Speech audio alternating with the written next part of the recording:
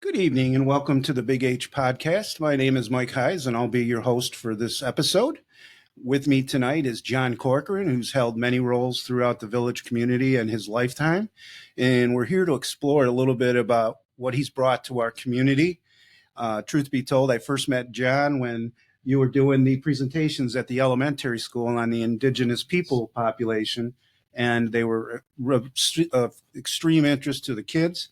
And then I met you even more so on the Parma Hilton Historical Society. Correct. As you served as the vice president there, and wanted to do a podcast with you. And after getting some information, I'm really glad because I think you got a great story to tell. Well, thank you. Thanks for having me. Good.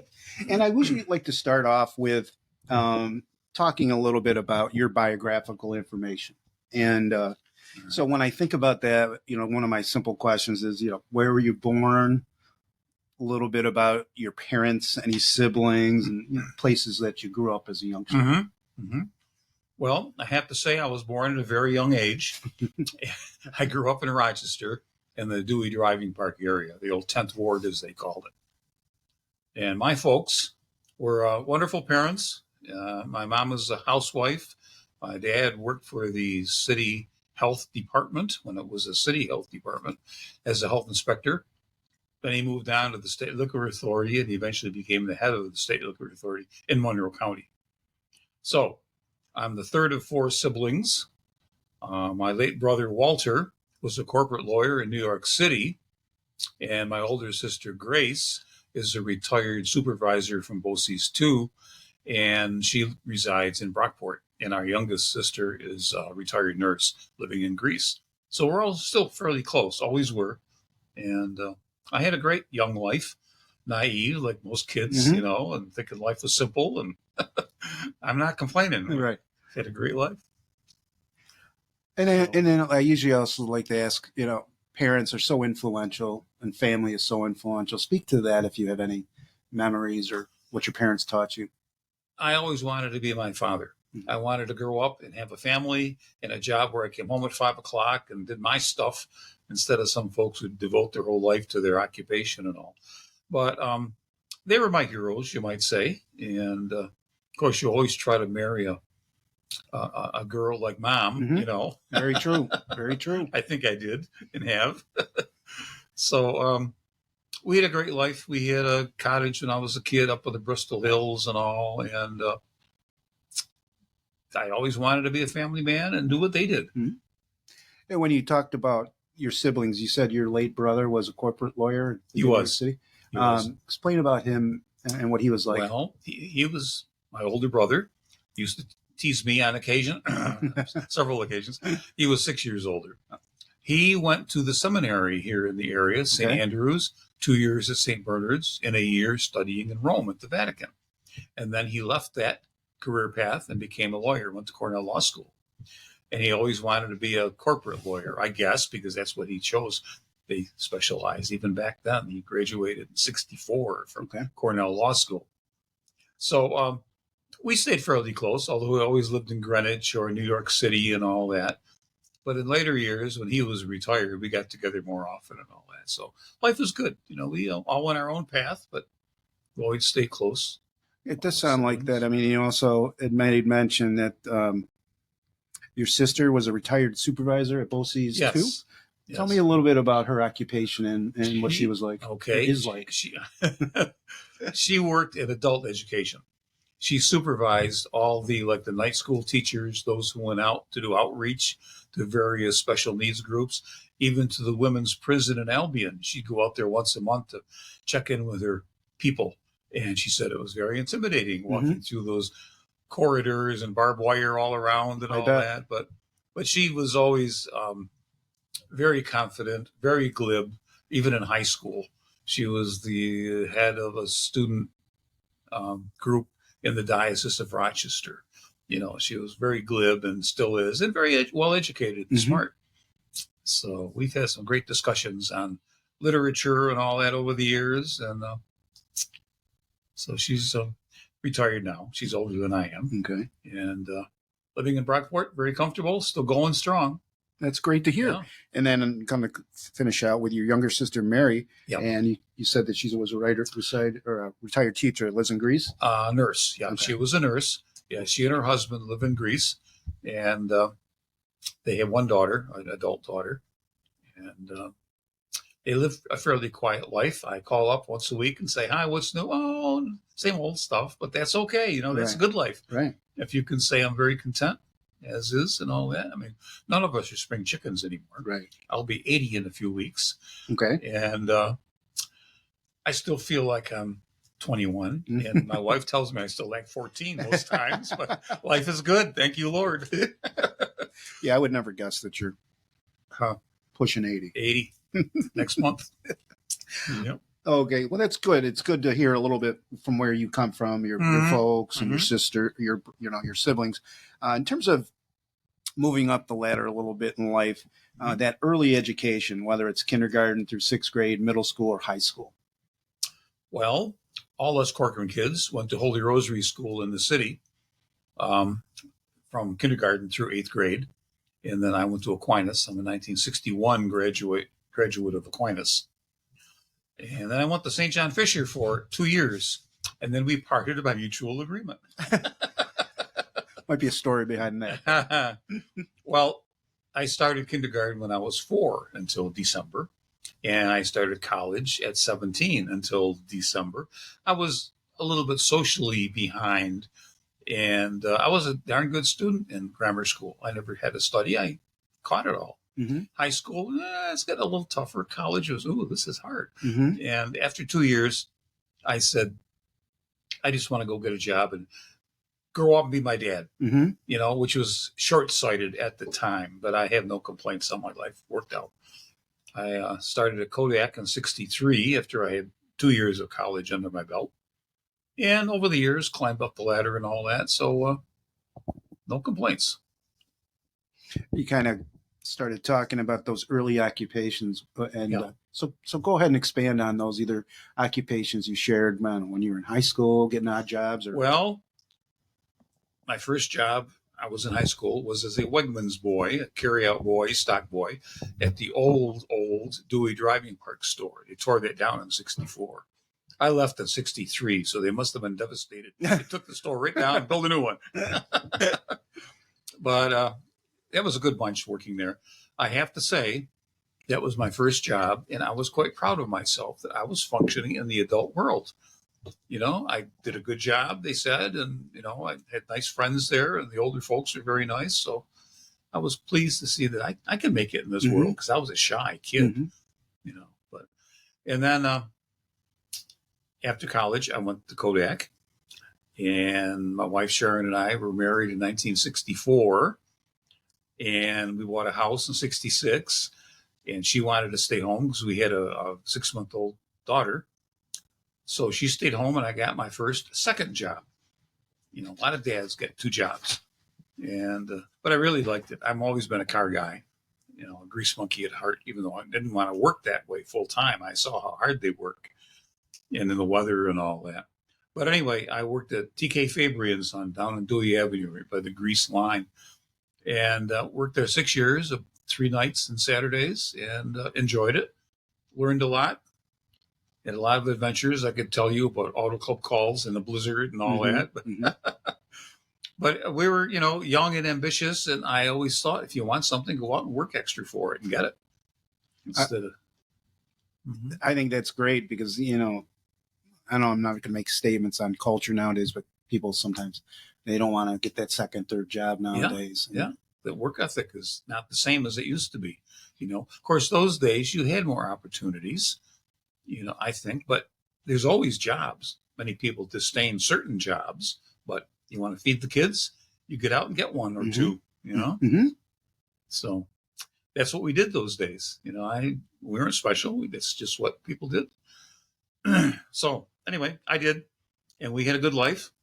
I worked at Eastman Kodak for 28 years. I was in IT, or as we used to call it, computer services, and went up through the rungs. I was a computer operator, then a lead operator, and then I became the training coordinator, course writer, and that was fun. I found my niche when I became a trainer in a training course writer and doing the research and all that. They just took me out of the computer room and I applied for the job. And I self-taught myself how to write training courses. Kodak those days had fabulous business libraries. And I went down and studied the books I found in there and how to write a course and what's an objective and what isn't and all that. And I loved it. And then they came along about 1989 and sold our department off to IBM and built Canal Ponds. So luckily I stayed with Kodak. I didn't get transferred over. And when they had that retirement package in 91, I retired at age 47. I mean, obviously I was too young to stay home, and we had a 6-year-old daughter at that time. But it was just dumb luck, dumb luck. So after that, I worked for the Genesee Transportation Council, which is associated with the state DOT. The Transportation Council is the band director of all the 9 county DOTs. To get federal money, you must have a unified plan, et cetera. Well, that's what they mostly did. They're all civil engineers. I ran rideshare, eHarmony for carpoolers. Okay. Yeah, that was fun. I'd get out to businesses and talk up carpooling. It was a free service, and sit in the cafeteria all day and hand out key tags that said rideshare and sign people up. And it was fun. That lasted 7 years while that project was funded by the state. And then I left there. I was able to take a state retirement. Not very big, keeps me in coffee and bagels in the morning, but that's about it. And then I went back to Kodak office on State Street, where I had spent my career as a guardsmark security officer. They loved us old Kodak retirees because we knew the ropes, we knew most of the people, and that's where I had worked all those years. So I drove a patrol car around the Kodak office campus in the neighborhood for 12 years, looking very formal and important. But that was a good life too. A lot of good friends I made there. And I did that for 12 years. In the interim, my wife Sharon passed away in 2009 after a long illness. And I worked until 2012. And I said, I'm 68. I should retire when I can still do something. So I retired. And 2 months later, I said, I'm getting really bored here. So I went over to the senior center here in Hilton and signed up. They needed a bingo caller on Tuesday afternoons. I said, I can do that. So I did for about 6 months. And they said, we have an opening in the kitchen. You want to be a lunch lady? I said, sure. So for 5 years, I was a lunch lady 3 days a week. It was a part-time job at the Hilton Parma Senior Center. Most fun I ever had. My fabulous boss, Jessie Bruger, who still lives in town, she and I laughed every day and worked hard. And we had a great time. We really did. So I did that for 5 years. And I said, I'm slowing down. The old legs aren't what they used to be because you were on your feet the whole time. So I backed off from that. I retired from that. And let me see. I still do a bunch of volunteer work in various venues. Plus, in 2019, I met my current wife, Paula, and we hit it off very well. And we were married in 2020. And I'm practically still a newlywed after 3 years. Life is good. Life is good. Let's go back. Your family, your children. How many children do you have? I have 4 children. Okay, very good. Let's speak about that. All right. My oldest is Teresa Corcoran Skelly. She lives up in Shiloh.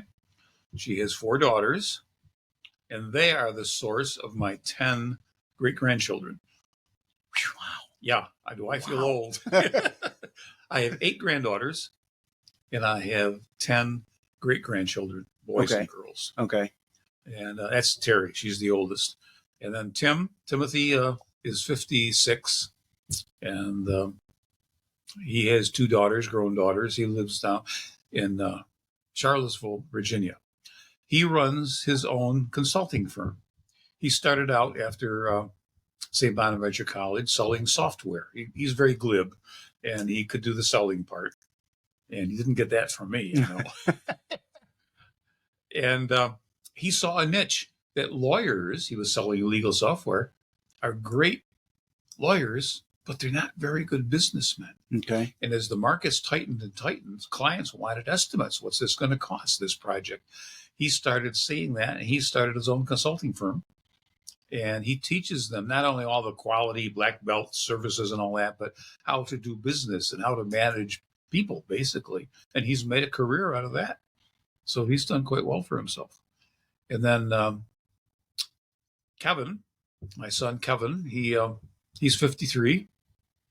He lives here in Hilton, and he is a dispatcher at the Rochester Airport. He spent many years as a fire dispatcher, either at Chilai or North Greece, and now he's at the airport, a security dispatcher. He doesn't fly the planes. You know. He's a security dispatcher, and he's a bachelor. Okay. And never been married, has no kids. And then my daughter Colleen, our youngest, Kevin, was 15 when Colleen came along. Surprise, surprise. Mm-hmm. And we were both 41 at the time and really surprised. But anyway, she's been great. And she's 38. She lives in Lawrenceville, New Jersey with her husband and 2 teenage daughters. And she's a music school teacher. She loved music in Hilton. My 3 older kids went to Cardinal Mooney High School after Hilton. But she was so involved in marching band by the time she graduated 8th grade, we couldn't tear her away from all that. Mm-hmm. So she stayed with Hilton, went to Duquesne University, and was educated as a music teacher. And that's what she does. And she was going to run the high school marching bands. And guess what? She wound up teaching elementary music, and she loves elementary school. So how many years has she been doing that? Approximately. Well, she graduated Duquesne in 07. Mm-hmm. So quite a few, yeah. And this is 2023. Mm-hmm. So anyway, it took her 3 years to get a permanent job. You know, as most teachers find out, you sub and this and that. And she always said, I'll never teach in my home district because I don't want to be seen in my pajama pants Saturday morning in the grocery store. Yep. Guess what? Her permanent job, she got, I don't know, maybe 10 years ago. She teaches in the Lawrenceville school system, and she lives in Lawrenceville, New Jersey. So, but you go where the money is, where the jobs are. Mm-hmm. And she's managed to make it through that situation. Well, I think your father would be happy with what you've provided with your family. A nice family man. Everyone seems to be successful. We're a great family, I think. Mm-hmm. You know, I'm no superstar. Their mom, Sharon, was the coach, the encourager, and all that. I was generally clueless. All of us dads are, John. Yes. Yes, I've gotten that impression. Now, are you able to, do you have Corcoran reunions, or do you able to get away and visit all these people? We used to always, during the summer, they'd all come here. And then Thanksgiving, we'd all go down to New Jersey. But since my son moved to Virginia, and the kids are gotten older, and my daughter with her 3 grown daughters, they're an entity unto themselves almost. Mm-hmm. So we don't do it as much. We do try to do it. And when we can, you know, usually summertime and people are less busy and all that. But yeah, it's not often we're all together anymore. Mm-hmm. Paula, my wife, has 4 grown children, 2 boys, 2 girls. And let's see, one lives in Hilton, one lives in Spencerport, one lives in Gates, and one lives in Knoxville, Tennessee. Wow. So they're all spread all over too. But we have a great clan. You know, we all get together, and I've been blessed. My whole life I've been blessed. I really have. It really seems like you kept yourself busy with jobs, and it's enabled you to foster families too. Well, yeah, actually, when we lived in the city, my wife and I, Sharon, we bought our first house in the city, lived there 5 years. We took newborns for the Catholic Charities right out of the hospital and kept them as foster children until they were placed and all that. And we just had a spirit of community service, you might say. My late wife, Sharon, was the religious education coordinator at the local St. Leo's parish for 30 years. Wow. She ran all the kids' education and some of the adult education and all that. So, and I'm still doing some volunteer work. I do a number of things too. So I want to touch on a little bit. You said that you would take the foster babies until they were placed. Mm-hmm. Describe to me what that's like, because I've never heard about that. It can be difficult. I mean, not so much for me, but for Sharon, who took care of them. You get attached. You know, these beautiful little kids, and they're going to be adopted. But mom has to sign off, and the right parents have to be found. And she, at least once, she asked that they take the baby and replace it in another foster home. She's getting too attached. Mm-hmm. It's going to break her heart. Mm-hmm. And we had one poor little girl who was so troubled because her mom was an addict and she was going through withdrawal. As a tiny infant, she's Mm-hmm. going through withdrawal. Mm-hmm. And that was difficult. But other than that, babies are great. We had 3 kids of our own at the time. We had our hands full. I was working 2 jobs. Mm-hmm. And, but we were charging through life. Everything's going to be better. Every year there's going to be a Kodak bonus. Mm-hmm. That didn't last an awful long time. Right. But we had a great life, and we just knew we just wanted to, accomplish things and move ahead. So You're going to give back in the process. absolutely. We're My whole family are Catholic, educated, and all that, and as is Paul and her family, and we just learned all that. I mean, I had grammar school, high school, and college Catholic education, and all. So, and my folks were a great example. I mean, there's a whole combination of facets to this, but yeah. Okay. Now, obviously, when I started to meet you, it was in your presentations at the schools, and then through the Historical Society. How did you get interested in history? Was that pretty obvious from an early young age, or did that spring up as you matured? I liked history in school and English. In fact, when I started at St. John Fisher, I was intending to be an English/history teacher. The early years, specialized too much. But anyway, because I always liked history. Anyway, back in '66, my mother-in-law gave me an Arch Merrill book, a local history writer. And I was fascinated. This is cool because he wrote about local things around Rochester, things I can go out and see and touch and realize significant things happen right here where I'm standing. And that just lit a fire in me somehow. And I've been a big history fan, local history especially, ever since. And when the kids were young, we'd go for rides and we would go out and see historical markers and plaques, and I'd tell them all about it. And they very politely, yes, Dad. Oh, yeah. And I think their politeness and not getting bored had to do with always stopping for ice cream as we went home from this trip. Oh, sure. Oh, sure. So anyway, we had a great life, and they got a good education, I think, from good old Dad. Now, and then let's touch on a little bit. You've talked a little bit about what you've done with the church and everything. Mm-hmm. Any other community positions that you've done throughout your lifetime here in Hilton or wherever? From 1980 to 1990, I ran the youth program at St. Leo's. We used to have sock hops. Mm-hmm. We had a couple of sock hops that were great fun. For the parents, too, they came and enjoyed it. And I still have my 1958 black leather jacket, which I wore. I couldn't zip it up and still breathe. But now I can't even get it around me. Right. Yeah, I did that for 10 years. Of course, when my wife was working there, I get pulled into some of those things. I've been there, St. Leo's chair of the parish council a couple of times around. Let me see. I've been a part-time paper boy because all of our kids had paper routes, and especially my daughter Colleen, when she was in marching band in high school and had the suburban news route around our neighborhood, Hillside Drive, etc. She'd be off many weekends, so guess who would pack the papers and deliver? Yeah, good old Dad. Right. So anyway, and I've been with the Historical Society since about 2010, I guess. And I've been involved in the board since about 2012 and had several positions on the board. Shortly after I joined, maybe a year or two, some of the folks came to me and said, would you allow yourself to be nominated as the secretary? And you'd be on the board. And I had been to a couple board meetings to observe. And that's an auspicious sounding thing. I was very naive. Uh-huh. So anyway, I was elected by a landslide because I was the only candidate. Best way to run. Oh, yeah. And then I served for 2 years.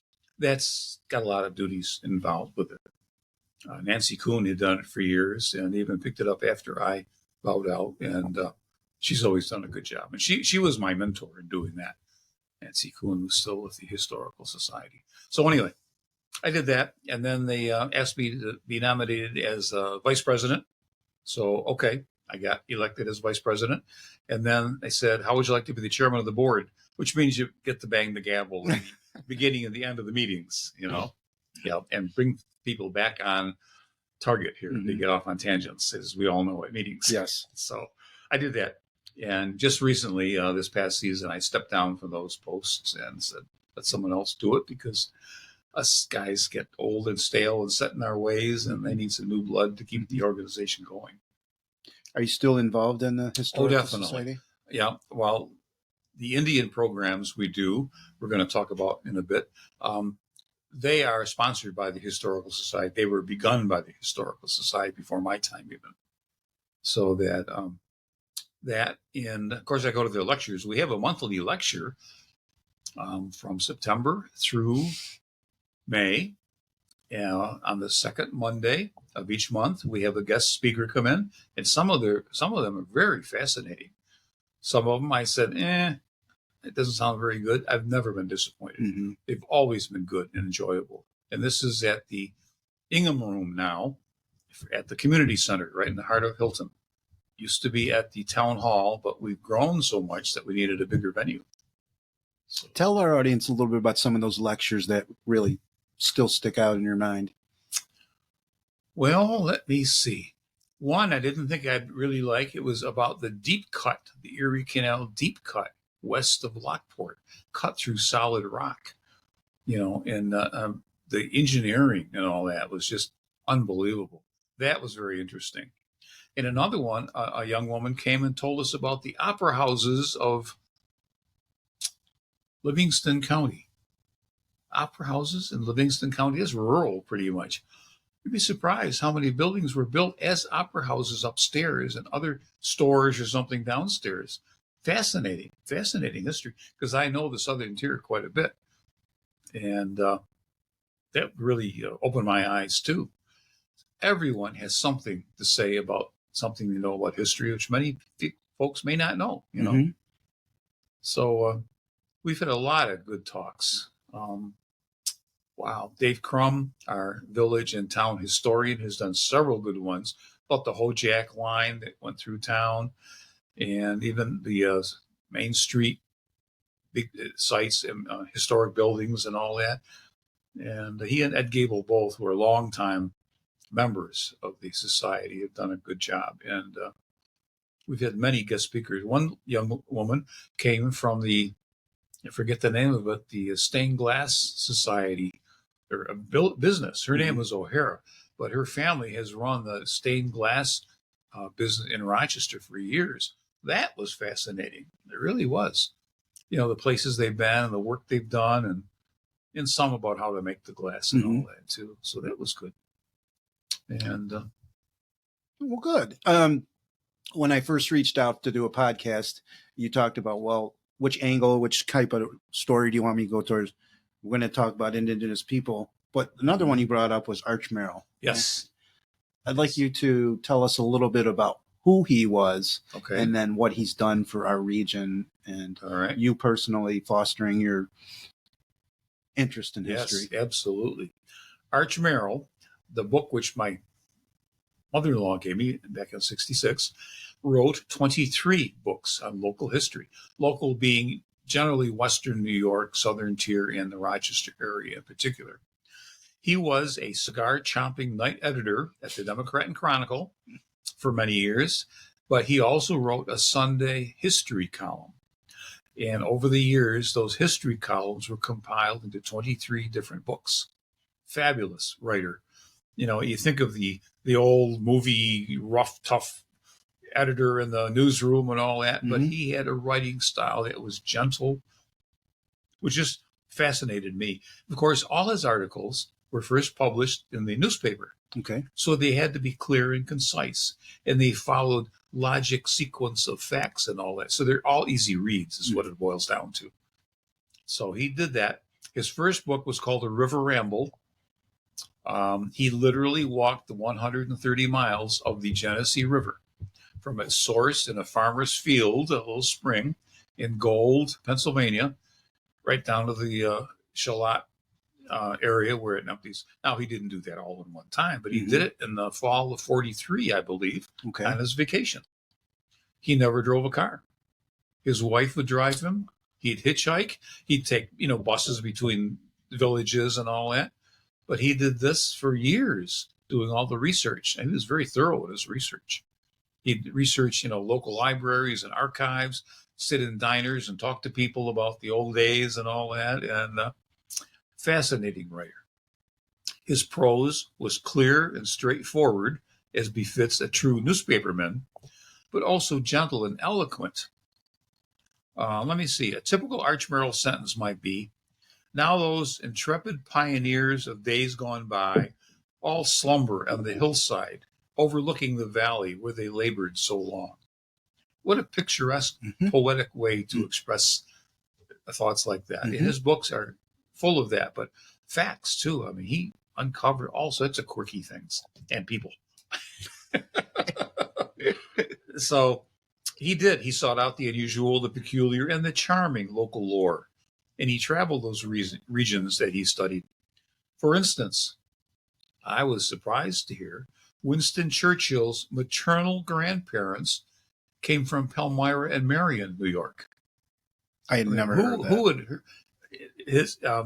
His great-grandfather was a successful businessman and growing more successful. They moved to Rochester for a few years. They lived here. They moved to New York City, where Winston Churchill's mother was born. And then they moved to England, where that young lady married Lord Randolph Churchill, and they had a son, Winston. And he not always, but he regularly referred to his American roots and his Western New York heritage and all that. I thought that was pretty cool. And Merrill also harbored a sense of awe for the beautiful Finger Lakes and once said, their very names are liquid music. I love that term, liquid music, all the Indian names. Right. Hopefully roll off your tongue. Right. Some are hard to make to roll, though. Oh, dear. While most of Archmerle's books are focused on the Rochester and its nearby environs, he also chronicled much of the history of Western New York. So there's 2 books on the Southern Tier, Southern Tier 1 and Southern Tier 2. There's so much of the Southern Tier. And he himself was born and raised in Sandusky, New York, which is a few miles north of Olean. And he was always a country boy at heart, I guess. And so he had an amazing way of expressing himself, which just grabbed me. But all the facts and figures and the stories. I mean, did you know? I didn't until I read his first book. I think it was one of his books. That Ithaca, New York, was once the hotbed of movie making before Hollywood was ever thought of. Do you remember the old black and white, the Perils of Pauline and all that?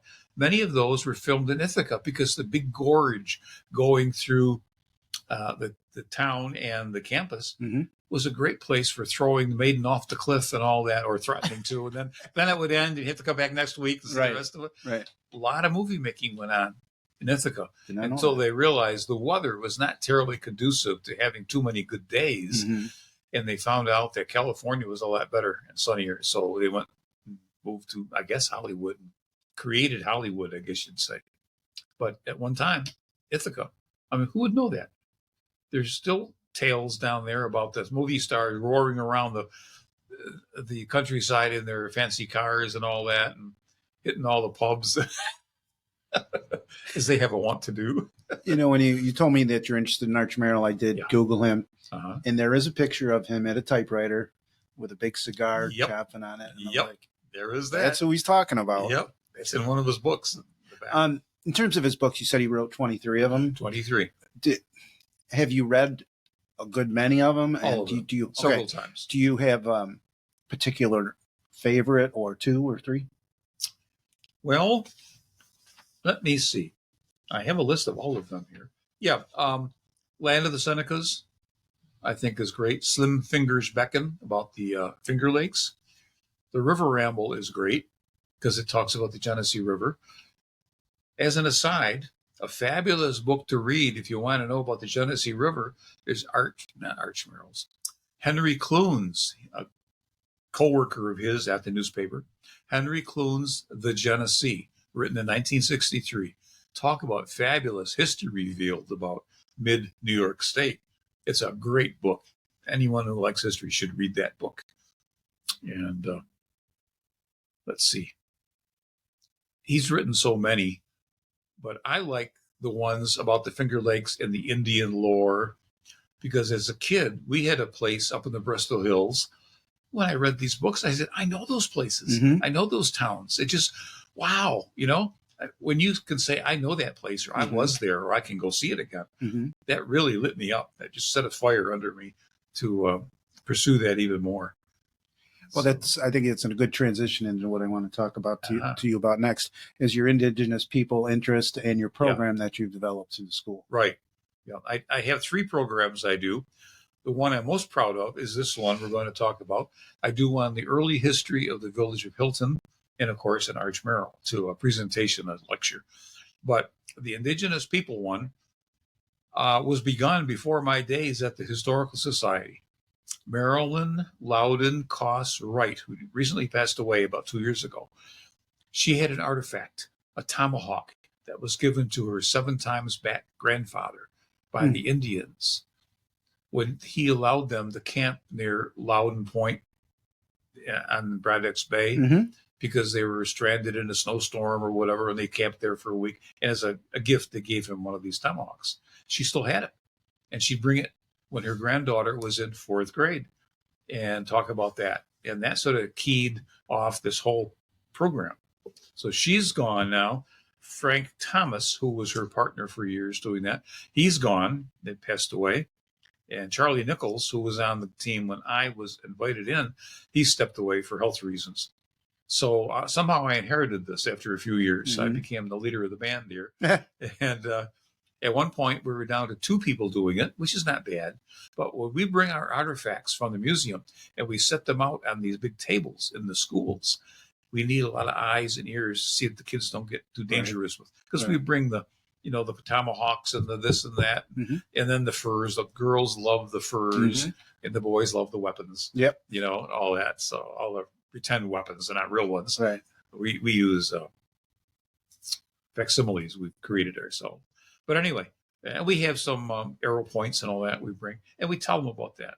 The kids are studying the Indigenous people in 4th grade. So I speak to the Eastern Woodland Indians who lived in this area. I mean, of course, they're out west and everywhere else too across this country, but I speak to the ones which were here because this is where they lived. Actually, the Indians were smarter than we. They never lived closer to the lake than Scottsville. It was too darn cold down here.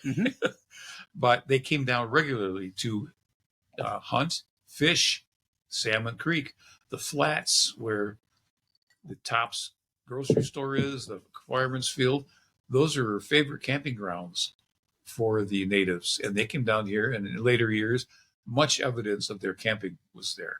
They catch the fish, they dry the fish, etc. And they go down to Braddock's Bay to get the cranberries on the bogs. As a matter of fact, Route 259 from here to its end up near Scottsville was an Indian trail originally, known as the Conawagas Trail. Conawagas means stinky water because up near Avon, there were sulfur springs. And this trail led up that way, and this was the trail to get there or away from it or whatever. But so, yeah, most roads around here, many of them were former trails. So anyway, we tell the kids about that and expand a little bit because we explain to them how the culture worked. Mom and the girls did the women's work, which was a lot of hard work. All the agriculture was done by the females, and how the men were the warriors and the protectors and all that. And about tanning and how you do the tanning of the hides by taking the brain matter out of the animal and squishing it up in your hands, rubbing it, and they all go, ew. Right. But that's the way it was. I mean, the Indigenous people here lived the Stone Age existence. They had no metal. They had nothing to weave other than reeds to make baskets. There was no fibers to weave to make clothing. They strictly subsisted on what they could grow or hunt or make, their clothing out of the skins of the animals and all that. I mean, And it was tough. Every March, they barely survived till there was food available again. It was not an easy existence. So anyway, the kids, I think, have to know about those things. Mm-hmm. I also think all young folks should know there's an awful lot of living that went on around here, even in more modern times, before they arrived. I mean, look at the pioneers here. Look at their great-grandfathers or grandfathers who worked hard and built the communities and all that. It's a good perspective building exercise for the young folks, I think. And we're here to do it. The team from the Hilton Farmer Historical Society. Who goes into the schools and does that Indian program with you? I think you said Ed Gable. Ed Gable, who's a longtime member of the society, Frank Hubble, and Kathy Etzel. She's new this year because she just retired as a teacher, I guess, and she wanted to do this. So the four of us are doing this in the next few weeks. We'll be at the fourth grades doing these programs. They last one school period, about 20 minutes of our doing a little lecture, and then about 20 minutes of the kids coming up and touching and feeling and asking questions and all that. And me biting our nails till they all put things down safely. Yeah, I've seen your programs 2 or 3 times, and yes. they're really, really well received by the kids and That's the teachers. great. They get a lot out of it. Explain to me a little bit about history and just how important you think it is not only to learn American history, world history, but also local history. Well, it is. It gives you a perspective on things. It makes you realize that sometimes history gets rewritten here and there for who knows what reasons, political reasons or just ineptness or whatever. And it makes you a better citizen. It makes you a more thoughtful voter when you have history. I'm not talking necessarily local history, but world history. If you look at world history, what do humans do? We fight. If we don't have a battle to fight, we'll find one. You know, it's sad. This world is such a mess now because there's so many battles going on. And if you get a basic knowledge of human reactions, you can anticipate what may happen in certain situations. You're a more thoughtful citizen. And I think more valuable citizen too, because you use your head. You're not swayed by, buzzwords and sound bites and all that. Oh, well, that's great. That's really some of the best thing I've heard so far in this podcast. I've heard a lot of good stuff. So if you had a word or word to describe Hilton, what would it be? It's full of history, as is every community, full of history. But I mean, if we live here, I think we should know more of its history. And I would highly recommend Leah Wright's 1985 book, Hilton, USA. It is virtually the Bible and Hilton history. It's a big yellow paperback. I think I have it around here somewhere. There's still, many people have them. They're still for sale, I believe, at either the village office or Dave Crumb's office. And that was published in 1985. And that is the Bible as far as that. And also, the late Shirley Cox Houston wrote a number of books on local history. And it's fascinating to me. They were sisters. Shirley and Leah were sisters, both historians, wonderful historians, documenting it, writing books, and they're still out there. Arch Merrill books are all still in print, and or you can find them used online. So I think there's a whole world of education out there if you're interested. But the fascinating stories, they're not just facts, but they're interesting. They're very interesting to read. Like, who lived in that house? Oh my gosh, that house was built in 1835 and it still stands. And I mean, things like that that you can see and touch and walk by. It just gets me all excited. As you can see. Yes. And it should. Before we went on the podcast, we were talking, you and I, with my wife, and you were talking about a program that I think it's called Story. Explain to our listeners a little bit of what that is. I highly recommend folks get involved in that. Storyworth is an online service. For a fee of $40, Storyworth sends you an email prompt to write a story on this topic from your life. Like my old neighborhood when I was growing up, or my first car, or my friends in college, or here's 25 more topics, or anything you want to write on. Write a story from your life once a week. They send you that prompt. You type it up, you send it to them, they save them. After 52 weeks of this, they publish a hardcover book, Stories of My Life. And you have documented your life for your family, your friends, for your progeny. I mean, I bought a dozen of them at $40 a pop. But I mean, I passed them out to my kids and grandkids and all Good that. stocking stuffers. Oh, yeah. Oh, they don't fit. No. But they're a hardcover book. My picture's on the back. But I think it's important to document that. Look at the Laura Ingalls Wilder books and then the TV show. It was wildly popular and still is in reruns, the TV show, and the books are still used frequently. It was her everyday life, growing up on the prairie and all that, Little House on the Prairie.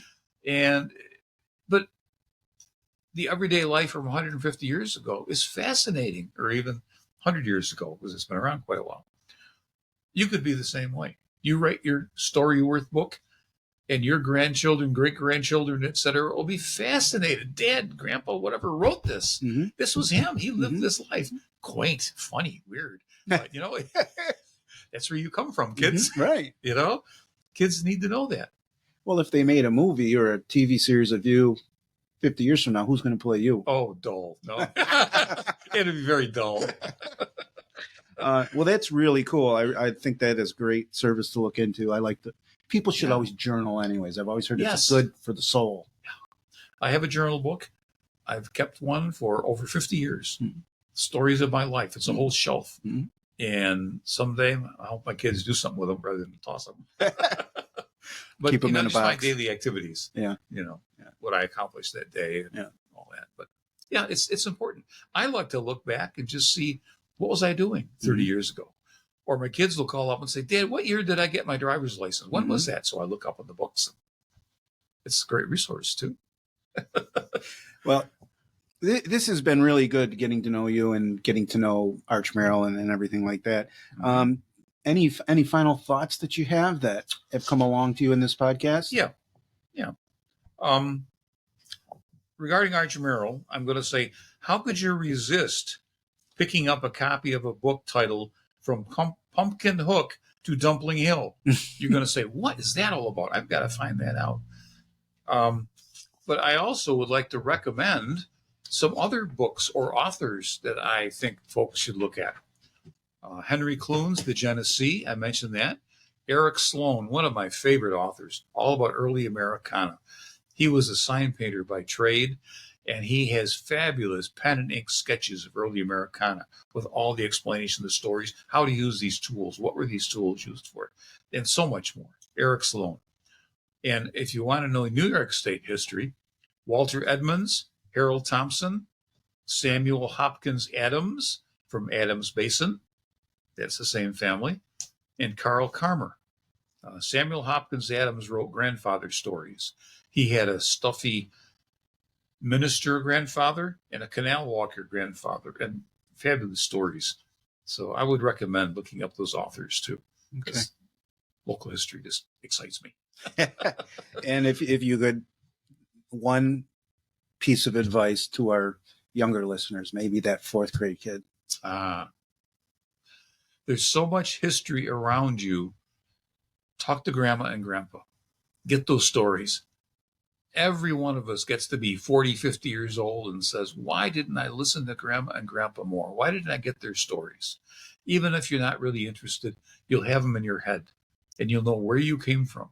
All the good people that came before to make you who you are. You should know that. And it's all about family. And fashions change, clothing fashions, automobile fashions, technology fashions, but people are people. And they are your people if you listen to them, and you'll know your story, where you came from. Well, John, it's been great listening to your story. I learned a lot about you, a lot about our community, and a lot about other things. And going to take a lot away from this. So I really appreciate meeting with you. Oh, thank you very much for having me on your program. This has been Chatting with Corcoran on the Big H podcast, and we'll be back again with some other topics and people. Good night.